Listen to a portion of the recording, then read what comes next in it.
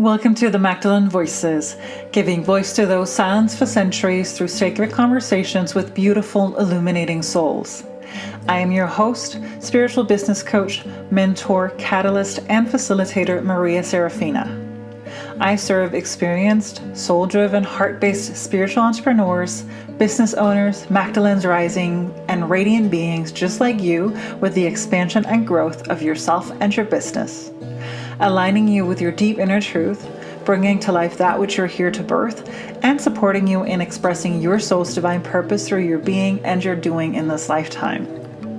If you haven't already, I highly encourage you to join my newsletter to stay connected and updated.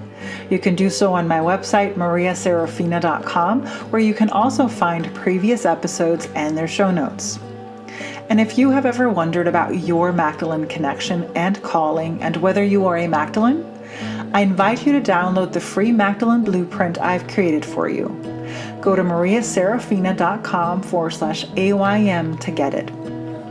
Also, if you're a soul-driven, heart-based spiritual entrepreneur, check out my show and podcast, Spiritual Business with Maria Saraphina.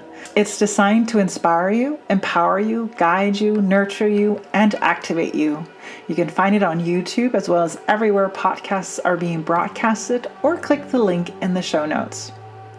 As always, I encourage you to listen with an open heart and an open mind and take only what serves you and leave the rest. Here is today's episode. Hello, Radiant One, and a very big and a very warm welcome into this episode of the Magdalene Voices.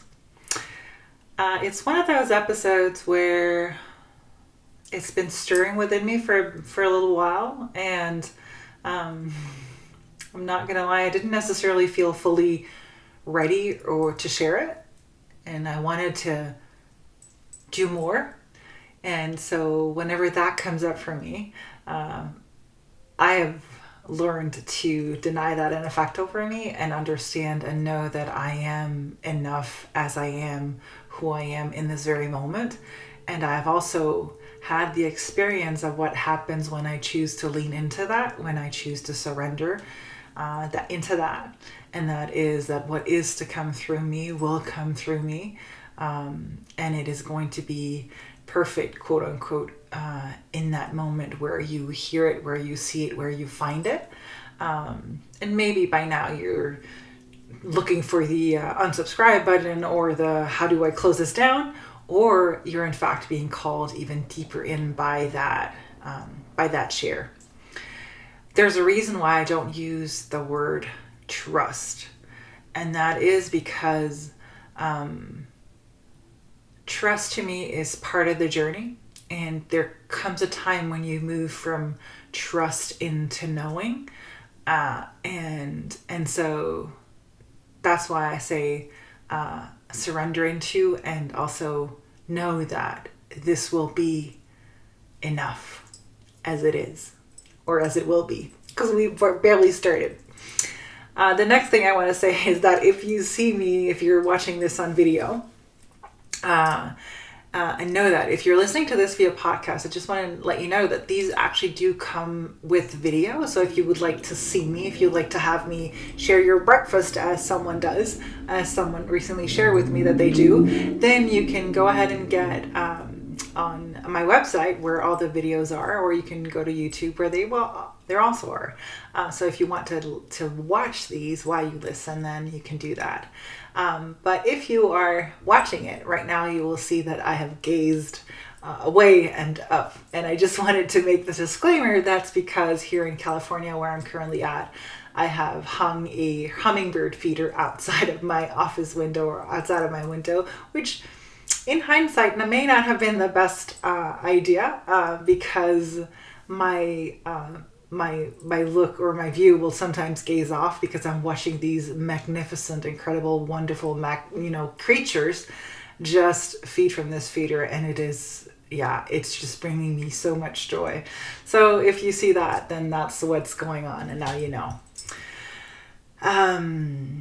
So the topic for today's talk or teach or whatever this is going to be is, I've named it Expanding Awareness on All Levels. And I do have an outline. It's not like I came into it blind, as I do sometimes, but I've not come in fully blind. As I was sitting with that, the first word that came up for me was sensitivity, because what directed me towards this topic was, I noticed my quote unquote sensitivity to coffee. And I'm very careful using the word sensitivity, because I understand that there are people who have, I don't know if I want to call it true sensitivity, but they are sensitive on a whole nother level that than I am. So I'm careful using the word. I don't want to step on anyone's toes by using the word sensitive or sensitivity, because I don't necessarily consider myself to be someone who is quote unquote sensitive in the way that I know that some other people can be. I am aware, and I do also have some sensitivity to things, and that's the I would say that that's the core of what I'm going to be talking about today. Is that it began with me noticing how I have become more sensitive to I would say coffee, but it is in specific, it's more specifically caffeine. And so that was the pinpoint or the beginning point of my awareness in that area. And the way that I want to, because then that began then to expand into other areas. But what I noticed, if I look at my journey with coffee, for a very long time now, I've been aware. I've had this little notion, this sense that at some point or other, coffee would take a different turn in my life than it have had in the past 10, 11 years. I remember very specifically when I started drinking coffee. I know exactly where it was, exactly what I was doing. And I remember receiving this drink of, I consider it to be of the gods, because it was so, and that was the first time I had like good coffee, not just any kind of coffee, like just not the normal whatever. Don't let me go into that, because that's going to be like what they do with regular coffee is, yeah. So I'm not going to get up on my high horse about it. But that was the first time I had like real coffee, where it was, they knew who had planted it, who had grown it, where the beans came from, where there was what I considered to be love throughout the whole process. Those who farmed it and grew it had been paid properly. The coffee had been treated properly. So that was the first time I really had coffee where there was love in the whole process of it. And I think that that's what is the core of it. And that's why I became in love with coffee. And I began having coffee and drinking coffee. And I would never drink anything that wasn't at the highest quality or the highest love vibration, probably, which I didn't know anything about at that time. But for me, it became a ritual. For me, coffee is a ritual. I would buy the beans, I would weigh the beans, I would grind the beans, I would heat the pot, boil the water, make sure that the cup was warm before I poured it in. So as you can see, it was very much of a ritual for me. And at some point I was drinking, I think about 6 cups a day, when I was at my 6 to 8 cups a day when I was at my highest, because it was a ritual for me. And then for the past, I would say about 4 years, I have had the notion that there was something about coffee that would be changing for me. And I have been resisting it with every part of my physical existence, because I love coffee. However, as I've also expanded myself, my awareness on every other level, my physical awareness has also become more and more attuned, meaning that I've been able to notice and sense what happens within my body. And this is not just coffee. Coffee was just the mastery for me. Like, that was the gateway, the portal for me. That's where, oh, this is where I began seeing it. I have within the physical realm expanded my awareness in that, you know, I eat what is at the highest quality or the highest vibration, and also I don't want to make myself sound like I'm all on some pedestal. I do eat quote unquote junk food, but when I eat junk food, I again also make sure that the junk food that I eat is of high quality. I'm currently vegan, so I do have a lot of vegans have a lot of junk food, and so I do eat junk food quote unquote, but it's still of high quality, and that's how my transition from them, because I see that there's these different levels where we can expand, or where we do expand our awareness. And that's the physical, the emotional, the mental, the spiritual. And there's one more I can't remember right now. It may come up later, or it won't. Maybe it's not meant to be in this episode. So I will go through those. However, for me, the physical, that's my choice. The original choice I had was a choice for love. And so when I made that choice, I also made that choice. I decided to put that into the physical space. So that's my food, how I treated myself, what I wore, and so forth. So to get back to the coffee and to the things that we nourish ourselves by. When I first started out, I wasn't a vegan, and this is not for you to become vegan. This is not a commercial for being vegan, even though I do recommend it for more reason than just the physical. But it's not meant to be that. When I first started out, my choice was for love, and I was looking at, so if I'm choosing love, then if I want to have chocolate, what kind of chocolate can I get where I know that those that have grown the beans have done so in love, with love, for love, and by love? Where do I know that they've been paid properly? And that of course means that you probably at that time you may eat less, but because it's higher quality, and usually that's also equivalent to a higher price. However, there's a very distinct difference between eating like really good made chocolate and then a piece of junk chocolate from the local store. You can sense the difference. Or maybe you're not able to do that right now, but it will become apparent as you begin to do that, because as you do that, you actually expand your awareness. And that's what this is about. It's about expanding the awareness. And as you do that, you begin to notice the difference between those two things. Same thing with coffee, like I said, that you begin to notice the difference. And then, of course, for me, like I said, that then led into the recent discovery in terms of caffeine and how it affects me. Now I'm actually able to sense what happens. I can very clearly sense what happens when the coffee goes into my body and hits my body, and the caffeine then hits. There's a high, and I will at some days I will drink coffee and have coffee and understand what it does. I've also noticed that there's an emotional response to it, that very often my mindset changes when I've had coffee. I've noticed it in the mornings when I wake up, I'm different, and I'm also noticing that it also depends on the flow of my cycle, I think. So I'm not fully there, but so I just want to make clear that this is not something that I started out with, and this, I don't know if it's an epiphany or a revelation, but it's not until recently that I had this notion, oh, this is what happens. But I do attribute it or see it as a result or an outcome of the work that I've done, the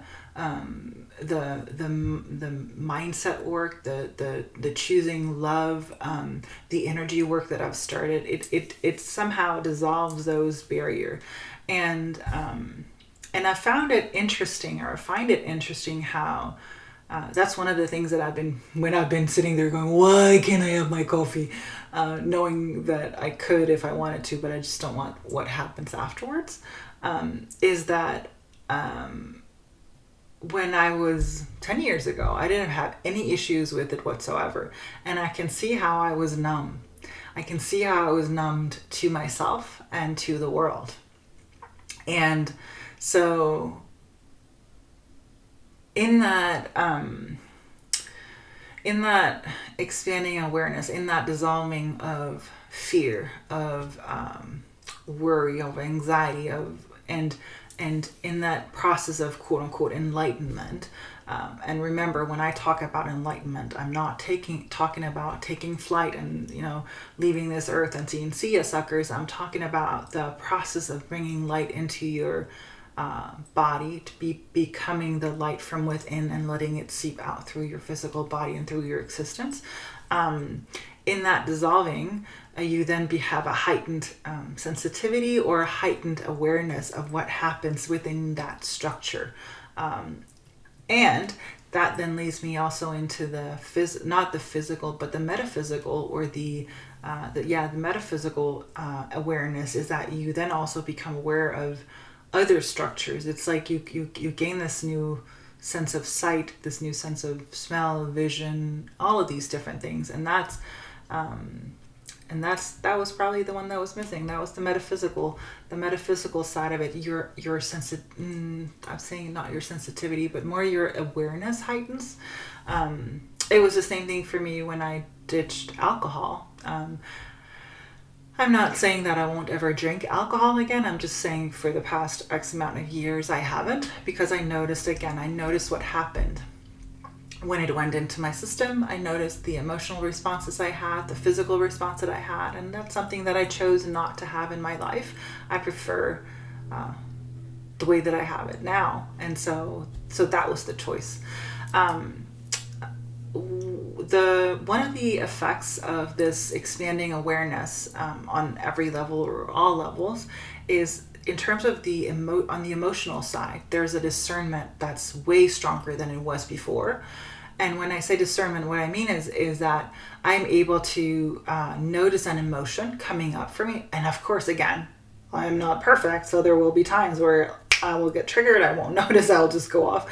But most of the time, for me, when I have an emotional response to something, I am able to discern, and I'm able to be aware. I'm able to notice what's going on and to then act accordingly. So I don't necessarily get triggered or have an emotional response instantly. And again, there are times when I get triggered. I have had times where I've been triggered, where it's been like just going off. And then, of course, you have to sit with it and see what comes up for you in that. And then if it's valid, go back and apologize. If not, like have a conversation about your boundaries or whatever it is that has triggered that emotional response. However, like I said, the result for me of the expanding awareness has been the ability to discern, is this an emotion that is coming up to for me to look into? Is it something that is valid for me? Is it something that is can be a lesson for me? Or is this actually triggered by something that is not necessarily serving me? Or is this truly not of me and something to be let go of? And where does it come from? And one of the things, again, just to go back to the coffee, because that was where it started, that's one of the things that I've noticed, is that my emotions are can be very erratic. And again, it's not all the time. I do have times where I'm fine. And the choice that I've made is now to look into decaffeinated coffee. I know that there's issues about the processes as well. That is my choice for now, the choice that I'm making. Perhaps I will let fully go of coffee in the future. I don't know. And even just saying that out loud makes me be like, no, because again, and that's probably also the thing to figure out, is the ritual of it. Because for me, it was the ritual of it. It was the ritual of it that was the most important thing for me. Then there is then there's the mental side of it. The focus and the clarity that I have now as to before is on a whole nother level. The ability to set my intention, set my goals, and work towards them is, again, also on a whole nother level. When you have that awareness of who you are and why you're here and who you're here to serve, you come from that space of, I cannot but do this. I cannot but step into that. And there's a level of responsibility that comes with that. For me, and so that's one of the results, again, also of the expanding awareness. And finally, I think I mentioned this, but on a spiritual level, there's the whole the ability to communicate on a deeper level, the ability to see within, to hear within, to carry a powerful sense of stillness within that just is with you wherever you may go. That is such a powerful, powerful thing. And of course, finally, because I am a soul-driven, heart-based spiritual entrepreneur, there's also the deep reward in terms of having a business that you absolutely love and adore, having clients that you absolutely love and adore, and being able to share yourself without worry or concern or doubt or fear or anxiety or thinking about what people will think or say or do. I shared this in a recent episode, I think, when in terms of changing my name, I hadn't even considered that other people would have an opinion about it, and I haven't heard from anyone who's had an opinion about it. So if they do, they're simply not in that my field. They're not in that vibrational space or frequency that I'm in, because it's like, it is what it is. And even if, I mean, they're completely entitled to having their own opinions, it doesn't exist. And so from that business side of things, being able to voice your truth, speak your truth, change your direction, change your course, change your prices, as I have, without too much concern. There's been some thoughts and notions about things, but they're more basic, like how or where or when or who. They're not what will people think, what will people say, what will people like. Those things are not coming up for me, really. And if they do, they're on a very low scale compared to before. You may be wondering, how on earth is this possible? How can you get to that place? Well, first of all, I believe that if you're here and if you're listening to this, you're already really, really well on your path. But I did want to share some of the tools that have helped me. And when I share these tools, please, please, please make sure that you check within. Do not, run out and buy every this or do all of this that I'm saying. But have your own connection be the one that's the driver. Notice if there's like a pull when there's something I mentioned. Note if there's a pull. Note if there's like a no, thank you. Notice these different things and then go with that, because that is your truth. So what I am sharing is my truth, and what I can give to you is my truth. What you must do as a powerful being in this world is allow that to help you, support you in lifting your own veil, so that you may see how powerful you are, how beautiful you are, and how much you have the answers within you. So the first tool, and I've shared this over many times, the first tool that really caught me, or really set me straight on my path, was A Course in Miracles. And I've recently made a return to it as well, because there's things that's been coming up, and I've made a return to it, and I am currently just reading in the morning. I'm reading random, quote unquote random. I'm opening the course on a random page, and I say random with with quotes, air quotes, because we know that nothing's random, and it's just to me, it's like walking into a cathedral. It's like there's this space that opens up within me that's just, yeah, reverence or awe or something. I know it says not to be in awe, but there's a that to me is powerful. Then there is the choosing love, the choice for love that I made. The everyday choosing, is this based in fear or is it based in love? That's one of the things as well. I also want to say one of the results of this expanding awareness on all levels is also your ability to see bullshit, or to sense bullshit on every level, and that and know that whether or not something is right for you or not. That's like you're like and then of course there's the lessons that you have to go through, and in order to learn that. So that's it. So choosing love, I set an alarm 5 times a day, and I whenever the gentle alarm went off, I said I choose love. That was all I did. And then of course, again, I've said this before, but be prepared for what comes up, because when we decide to make a conscious choice for love, what we're then being met with is everything that is not of love. And I can sense myself getting a little bit emotional or grateful, really, because what I understand is, or what I can see is that's why I have the life that I live now. Not without challenges, not without issues, not without things that I want to do, not without obstacles at all.